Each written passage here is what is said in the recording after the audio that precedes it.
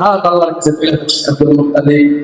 দুইটা হাত আল্লাহর কাছে তুলে বলেন, আল্লাহ, তোমার ঘরের মোতাল্লি আমি, তোমার ঘরের খাদেম আমি, মালিক না, মালিক তুমি আল্লাহ। যেহেতু এই ঘরের মালিক তুমি, মালিকের দায়িত্ব ঘরকে হেফাজত করা, আর খাদেমের দায়িত্ব ঘরকে রক্ষণাবেক্ষণ করা।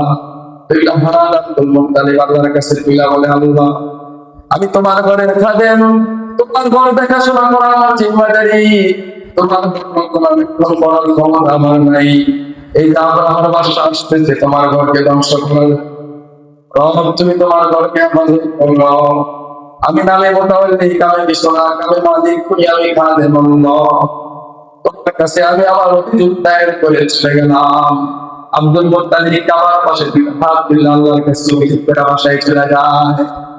বাসায় যাওয়ার পথে তার কত ছিল, আপনার হাসতি বাহিনী যখন আসতেছে, ভয়ে পুরো দৌড়াদৌড়ি শুরু করে দিল। আব্দুল মুত্তালিব দৌড়ায় গিয়ে উঠে সেদিকে ধরতেছে। আপনার আব্দুল মুত্তালিব পিছিয়ে বলে, হে আব্দুল মুত্তালিব, তুমি না কাবার মোতাওয়াল্লি, তুমি যাও ইয়া ছেড়ে যাও, কাবার ফসল করবা না। আব্দুল মুত্তালিব আব্রাহার বাদশার মুখে মুখে বলে, শুনেন, আপনি বাদশা কাবা ধ্বংস করার জন্য আসতেছে, আমি কাবার মালিক না, আমি কাবার খাদেম। আল্লাহর ঘরের খাদেম আমি, আল্লাহর ঘরের মালিক আল্লাহ। এই ঘরকে হেফাজত করবে আল্লাহ, আমি আল্লাহর ঘরকে হেফাজতের জিম্মাদারি আল্লাহকে দিলাম। এই উটগুলির মালিক আমি, উটগুলিকে হেফাজত করা আমার জিম্মাদারি। এই জন্য উটগুলিকে নিয়ে বাসায় চলে গিয়েছি। আল্লাহ কিভাবে আল্লাহর ঘরকে হেফাজত করবে জিম্মাদারি আল্লাহ। আল্লাহ রাব্বুল আলামিন আব্দুল মুত্তালিবের ফরিয়াদকে কবুল করলেন। এদিকে আল্লাহর বাদশা মনে মনে ভাবতেছে, মুতাওয়াল্লিদের দুর্বল, মুতাওয়াল্লিদের আন্দোলনে চাপায় পড়তেছে না, তাই মান আমাদের ক্লিয়ার, আমরা কাফা মিশিয়ে ধ্বংস করে দেব। আবরার বাদশা পাপে আরতায় বসছে, সে তার সৈন্যবাহিনীকে বলল, কাবার মুতাওয়াল্লি দুর্বল হয়ে গেছে, রাস্তা ক্লিয়ার, যাও সামনের দিকে, কাবার ধ্বংস করে ফেলো।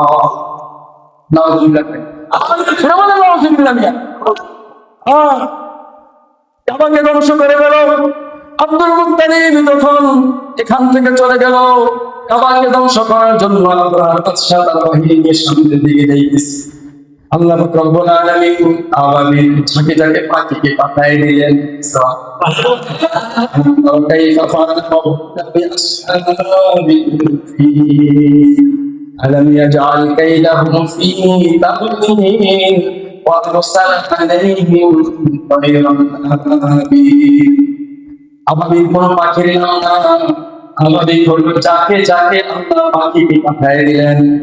এক একটা পাখি তিনটা করে বউ ছিল, তিনটা করে অস্ত্র এক একটা পাখিকে আল্লাহ দান করলো। একটা বউ ছিল প্রত্যেকটা পাখির মুখের মধ্যে, আর দুইটা বউ ছিল প্রত্যেকটা পাখির দুই পায়ের মধ্যে।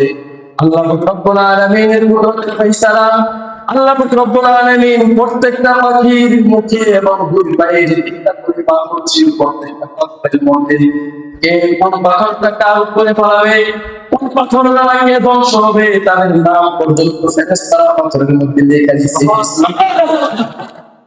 আল্লাহ আল্লাহর পাখিকে হুকুম করলেন, সৈন্যবাহিনীকে যাও, পাথরগুলো ঠোঁট থেকে পা থেকে ছুঁড়ে জমিনে ছেড়ে দাও, জমিনে ছেড়ে দাও, এটা তোমাদের জিম্মাদারি। তোমরা যখন পাথরগুলোকে জমিনে ছেড়ে দিবা, আর আমি পদ্ধতি ভাবে আমার ফেরেশতাদের মাধ্যমে পাথরগুলোকে আমার শত্রুদের মাথায় নিয়ে ছেড়ে দিব। আল্লাহ রাব্বুল আলামিন কুরআন বলে, ওয়া ইয়ালামু জুনুদা রাব্বিকা ইল্লা হু।